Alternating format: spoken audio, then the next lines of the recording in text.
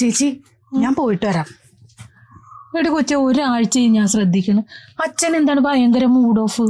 എന്തു പറയാനാ ചേച്ചി, TV-യിൽ മന്ത്രി ബഡ്ജറ്റ് അവതരിപ്പിക്കണ കേട്ടപ്പോ തൊട്ട് അച്ഛൻ ഒരേ ഇരിപ്പാ. ക്ഷേമ പെൻഷൻ കൂട്ടുമെന്ന് അച്ഛന് നല്ല പ്രതീക്ഷ ഉണ്ടായിരുന്നു. അതൊട്ടും കൂട്ടിയില്ലല്ലോ. മന്ത്രി അതിനെക്കുറിച്ച് കമാന്നൊരക്ഷരം മിണ്ടിയതില്ല. അപ്പൊ തൊട്ട് അച്ഛൻ ഒരേ ഇരിപ്പാ. എന്നോട് കഴിഞ്ഞ ദിവസം പറയാണേ, കഷായത്തിൽ ഇത്തിരി വിഷം കലക്കി കൊടുക്കാൻ. പൊന്നു കൊച്ച്, അച്ഛൻ അങ്ങനെ പലതും പറയും. അത് കേട്ടിട്ട് നീ കഷായത്തിൽ വിഷം കലക്കി കൊടുത്താലേ നീ കുടുങ്ങും. അച്ഛന് വേണമെങ്കിൽ അച്ഛൻ തന്നെ എടുത്ത് കുടിക്കട്ടെ. കൊടുത്ത ആളുകളൊക്കെ ഇപ്പൊ ജയിലിൽ കിടക്കണ അറിയാലോ. എന്റെ സംശയം അതല്ല, അച്ഛൻ ഇനി വല്ല കാശിക്കും പോവോ? ഈ കാശില്ലാത്ത അച്ഛൻ കാശിക്ക് പോയിട്ട് അവിടെ ചെന്നിട്ട് എന്ത് കാണിക്കാനാണ്? വല്ലതും കഴിക്കണ, കാശ് വേണ. അതോ ശരിയാ. ഇവിടെ ഉണ്ടായാ? നീ ഇന്ന് ജോലിക്ക് പോകണ? ഇല്ല, നിങ്ങളെപ്പോലെ ഞാനും ഇതിന്റെ അകത്ത് കുത്തിയിരിക്കുക. പോവണ്ടടി, നീ ഇവിടെ നിക്കുന്നു. നമുക്കിന്ന് പാർക്കിലും ബീച്ചിലും ലുലു മാളിലും ഫോറം മാളിലൊക്കെ പോയി അടിച്ചു പൊളിച്ച് എൻജോയ് ചെയ്ത് ഐസ്ക്രീം ഒക്കെ തിന്നിട്ട്. നിങ്ങക്ക് തനിയെ അങ്ങ് പോയാ പോരെ? പോണോന്നുണ്ട്, പക്ഷെ എന്റെ ഗൂഗിൾ പേ നീയാണല്ലോ. പോയേ കഷ്ടം. അപ്പൂട്ടാ നിന്നെ സമ്മതിച്ചു. കഷ്ടല്ല, നഷ്ടമാണ് ഇപ്പൊ എനിക്ക്.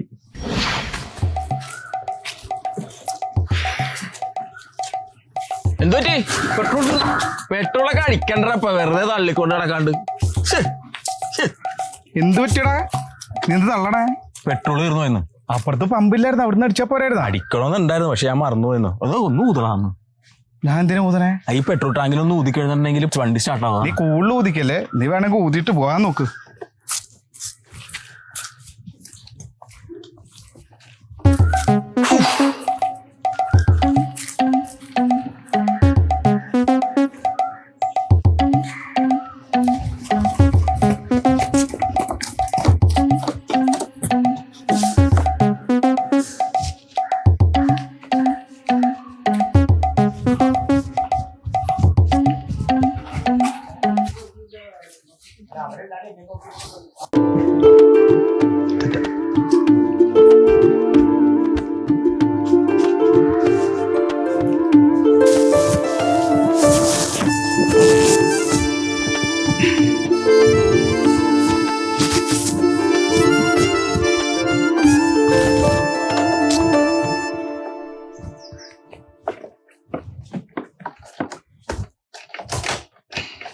അതുമ്പേ കിടന്ന് അടിച്ച് നെഞ്ചു കളയണ്ട.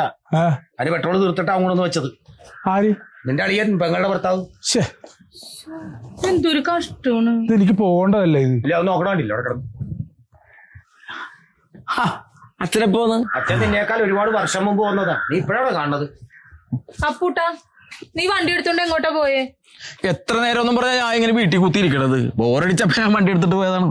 എന്റെ അളിയെ ബോറടിക്കുമ്പോ ഒരു 100 രൂപയ്ക്ക് പെട്രോളും കൂടെ അടിക്കണ്ടേ? ഒരു 150 രൂപ ഇതിന് പെട്രോൾ അടിക്കാൻ വേണ്ടി. വെറുതെ വേണ്ട, ശ്രീധരത്തിന്ന് കുറച്ചോ. കഷ്ടം. എന്റെ മകൾക്ക് ചുറ്റും ഉപഗ്രഹം പോലെ നീ വലയം വെച്ച് നടന്നപ്പോഴേ ഞാൻ വിചാരിച്ചാണ് അവളുടെ ജീവിതം കുടുങ്ങി പോകുന്നു. പിന്നെ ഞാൻ കെട്ടിച്ചെന്ന് എന്താണെന്നറിയാം? അവള് നിന്നെ കെട്ടിയില്ലെങ്കിൽ ചത്ത് കളയെന്ന് പറഞ്ഞത് കൊണ്ടാണ് ഞാൻ നിനക്ക് കെട്ടിച്ചു വന്നത്. അതിന് നഷ്ടമൊന്നും ഉണ്ടായില്ല. ഒരു അടിപൊളി വരുമാനം കിട്ടിയില്ലേ? എൻജോയ്. എങ്ങാ വരുമാനം കിട്ടി?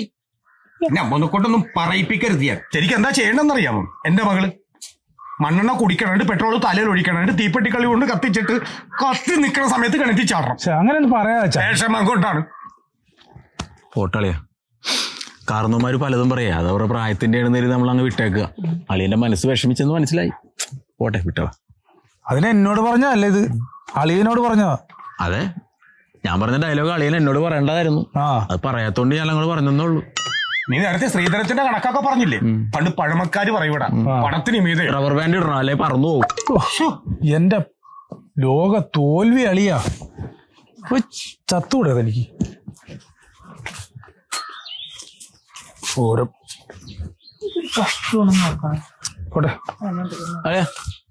എന്താ അളിയാ ഇങ്ങനെ വെറുതെ ദേഷ്യപ്പെട്ടൊക്കെ ഇങ്ങനെ നടക്കല്ലേ? അച്ഛൻ അങ്ങനെയൊക്കെ പറയും, പലതും പറയും. അത് നോക്കണ്ട. എത്ര നാളെ നിങ്ങളുടെ കല്യാണം കഴിഞ്ഞിട്ട്? 3 മാസം. 3 മാസം. ഞങ്ങൾ ലേറ്റ് മാരേജ് ആണ്. 3 മാസം ആയാലും ഞങ്ങൾ കല്യാണം കഴിഞ്ഞ അളിയനെ അറിയാലോ? അറിയാം. എത്ര ആയുള്ളു?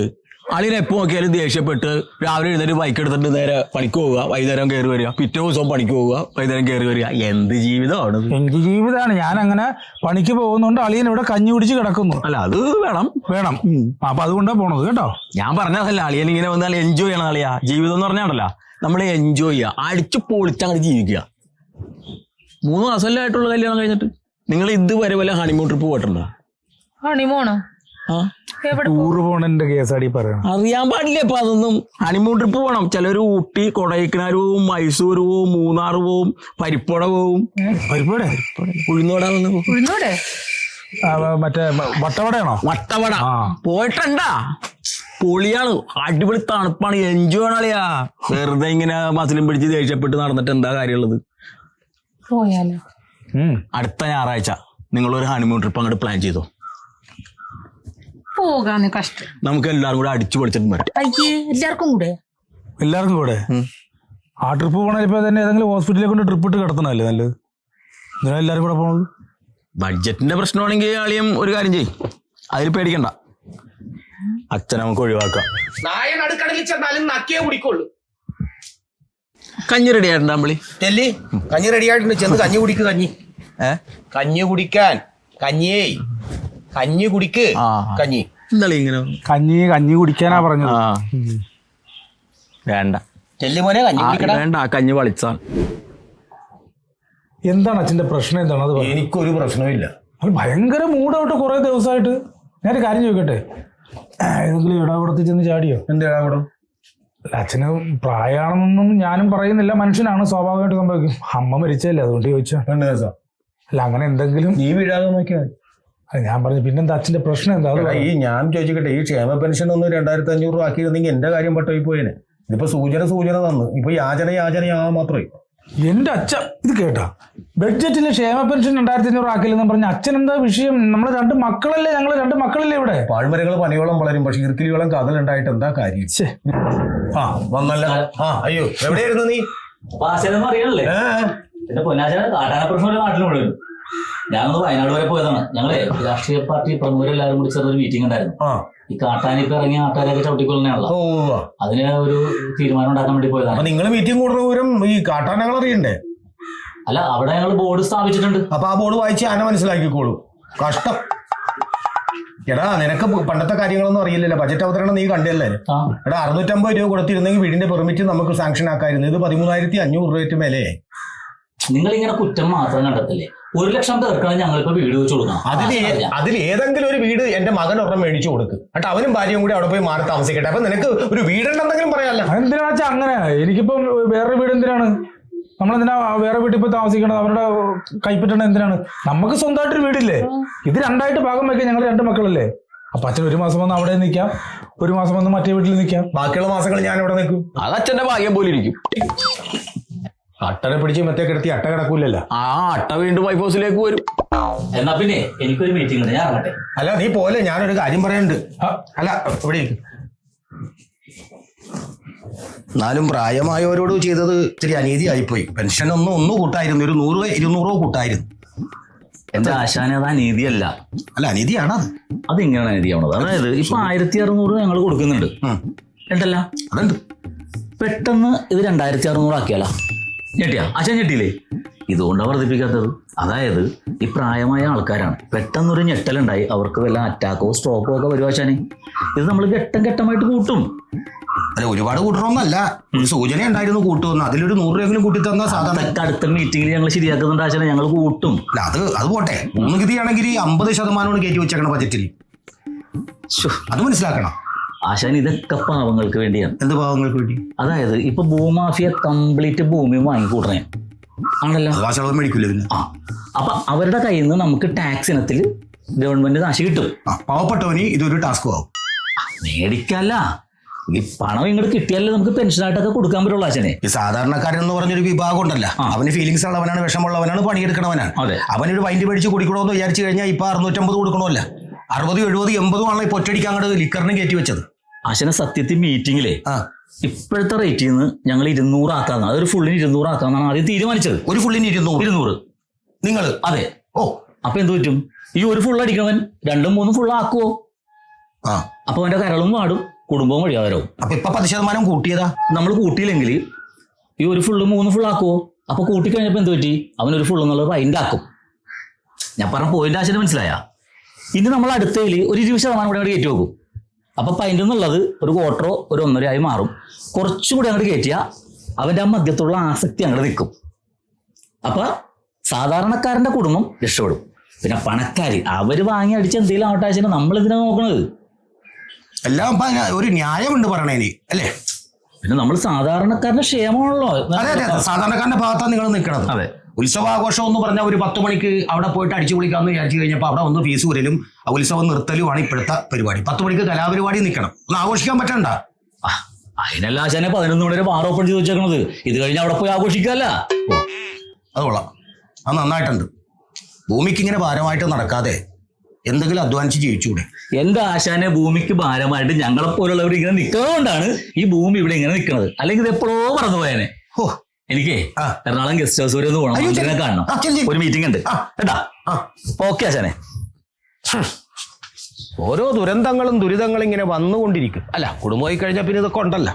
സാറേ, അടുത്ത ആളെത്തിയല്ല. നീ ഇങ്ങോട്ട് 2-3 ദിവസമായിട്ട് ഇങ്ങോട്ട് ഇല്ലല്ലേ? ഇങ്ങോട്ട് ഇവിടെ ഉണ്ട് സാറേ, ഇവിടെയൊക്കെ തന്നെ ഉണ്ടായിരുന്നു. ജീവിച്ചിരിപ്പട്ടല്ലേ? ഉണ്ട്. ഇത് കയ്യിൽ വെച്ചോ. ഇതെന്താ സാറേ 10 രൂപയെ? എന്താ സാറിന്റെ മോനായിരുന്നു 50 രൂപ തരുമായിരുന്നല്ല. എടാ, അവന്റെ കല്യാണം കഴിഞ്ഞില്ലേ 3 മാസം മുമ്പ്. അവന് ഒരു ഭാര്യനെയൊക്കെ നോക്കണ്ടേ? അത് ശരി, എനിക്ക് ഒരാളെ പൈസ എടുത്തിട്ടാ ഭാര്യ നോക്കണം. വലിയ പണിയെടുത്ത് ജീവിക്കാൻ പറയാൻ പറ്റല്ലേ? അല്ലല്ലോ, നീ കൊള്ളല്ലോ. സാറേ അങ്ങനെ തരരുത്. കാര്യം പുതിയ ബഡ്ജറ്റൊക്കെ അറിയാലോ, ജീവിച്ചോണ ഭയങ്കര കഷ്ടപ്പാടാണ്. കഷ്ടപ്പാടല്ലേ? നിന്നെ കണ്ടിട്ട് കട്ടപ്പന പോലെ ഇരിപ്പുണ്ടല്ലോ. ഉള്ളതുകൊണ്ട് പോവാൻ നോക്കടാ. അച്ഛനെന്തിനാ അവന് പൈസ കൊടുക്കണത്? പണിയെടുത്ത് അവൻ പണിയെടുത്ത് പിച്ചേക്കിൽ നടന്ന് ജീവിക്കുന്നുണ്ട്. നീ എന്ത് ജീവിക്കുന്നുണ്ട്? നീ ആ സോമന്റെ മകൻ രാജപ്പനെ കണ്ടപ്പോഴും പഠിക്ക്. എന്താണ്? അവൻ പച്ചക്കറിക്ക് വില കൂടിക്കഴിഞ്ഞപ്പോ അവൻ വീടിന്റെ മുറ്റത്ത് പച്ചക്കൃഷി ചെയ്ത് അവൻ കോഴിക്ക് വില കൂടിയപ്പോ കോഴി ഫാം തുടങ്ങി. അതിൽ നിന്ന് കോഴീനെ വിറ്റ്, കോഴിയുടെ മുട്ട വിറ്റ്, അത് കഴിഞ്ഞ് പാലിന് വില കൂടി കഴിഞ്ഞപ്പോ അവൻ 10 പശുക്കളെ മേടിച്ചിട്ട് പാല് വിൽപ്പന തുടങ്ങി. ബീവറേജിന് വില കൂടി കഴിഞ്ഞപ്പോ, മദ്യത്തിന് വില കൂടി കഴിഞ്ഞപ്പോ ബാക്കി പറ. അപ്പൊ മദ്യം കഴിക്കൽ നിർത്തി, ബീവറേജിൽ പോവല് നിർത്തി. പോവല് നിർത്തിയല്ല, അവനൊരു കുക്കർ മേടിച്ച് കുറച്ച് ഫ്രൂട്ട്സും മേടിച്ചോണ്ട് വീട്ടിൽ വന്ന് അങ്ങോട്ട് വാറ്റി, എന്നിട്ട് നാട്ടുകാർക്ക് മുഴുവൻ കൊടുത്ത്. വാറ്റി കിട്ടാത്തവൻ പോലീസിന് പോയി ഒറ്റി. ഇപ്പൊ അകത്താണ്. ഇന്ന് പരോളിലിറങ്ങണ്ട്. രാജപ്പനാ? അവനെ കണ്ട് പഠിക്കണേ ഞാൻ. അയ്യോ വേണ്ട.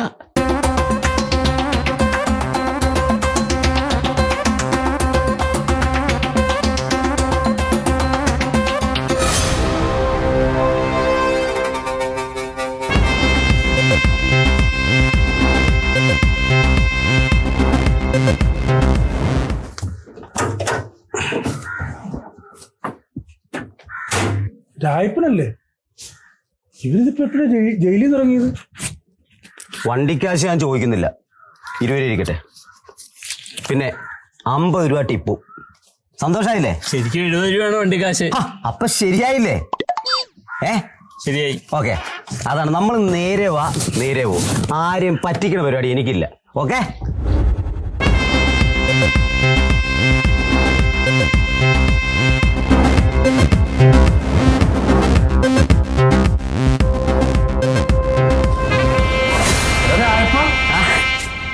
നീ ജയിലിൽ നിന്നുണ്ടാവുന്ന? ഞാൻ ഇന്ന് രാവിലെ.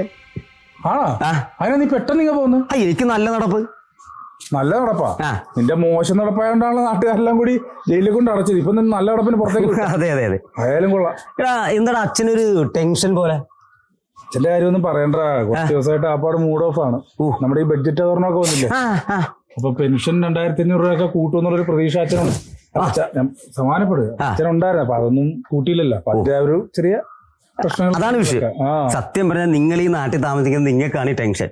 എനിക്ക് യാതൊരു ടെൻഷനില്ല. നോക്കിക്കേ, എടാ ഒരു വാട്സപ്പ് നോക്കണ്ട, ഒരു ഫേസ്ബുക്ക് നോക്കണ്ട, കറണ്ട് ബില്ല് അടക്കണ്ട, വാട്ടർ ബില്ല് അടക്കണ്ട, ഒന്നും ചെയ്യണ്ട. വളരെ ഹാപ്പിയാണ് ഞാൻ. ജയിലില് കറക്റ്റ് ടൈമിൽ ഫുഡ്, ചിക്കൻ, മട്ടൻ, ബിരിയാണി എല്ലാം സൂപ്പർ അടിപൊളിയായിട്ട് ഞാൻ ഹാപ്പി ആയിട്ട് കഴിയുന്നു. പക്ഷെ നിങ്ങൾ ചെയ്യേണ്ട ഒരു കാര്യമുണ്ട്. ഒരു മാലമോഷണം, ഒരു കത്തിക്കുത്ത്, ഒരു ATM കവർച്ച, എന്തെങ്കിലും ചെയ്ത് അങ്ങോട്ട് വന്നാൽ സേഫാണ്. ആണും പെണ്ണും സേഫ് എന്ന് പറഞ്ഞാൽ പക്കാ സേഫ്. പിന്നെ ഇച്ചിരി കളറുള്ള ഒരു പെൺപിള്ളേരാണെങ്കിലുണ്ടല്ലോ പക്കാ സേഫാ. അതെ, എന്നെ കാണുമ്പോ തന്നെ അറിയാലേ. പിന്നെ ഞാനിത് പറയുന്നത് ഈ ജയിലിലേക്ക് ആൾക്കാരെ പ്രൊമോട്ട് ചെയ്തുകൊണ്ട് പോകാൻ വേണ്ടി പറയുന്നതല്ല. ഈ നാട്ടിൽ നടക്കണ കാര്യങ്ങളൊക്കെ ഇങ്ങനെ ആയതുകൊണ്ടാണ് ഞാൻ പറഞ്ഞത്. അച്ഛനിടക്ക് എന്നോട് പുറത്തു പോ ജോലി എന്നൊക്കെ പറയാറുണ്ടല്ലോ. ഞാനിപ്പോ ഇവന്റെ ഇത് കേട്ടപ്പോഴേ പുറത്തു പോകാതെ ഇവന്റെ കൂടെ അങ്ങോട്ട് അകത്തേക്ക് പോയാലെന്ന് ആലോചിക്കണേ. നീ പോണത് പോയിക്കോ, പക്ഷെ അറിയാത്ത പുള്ള ചൊറിയുമ്പോൾ അറിയും. ആ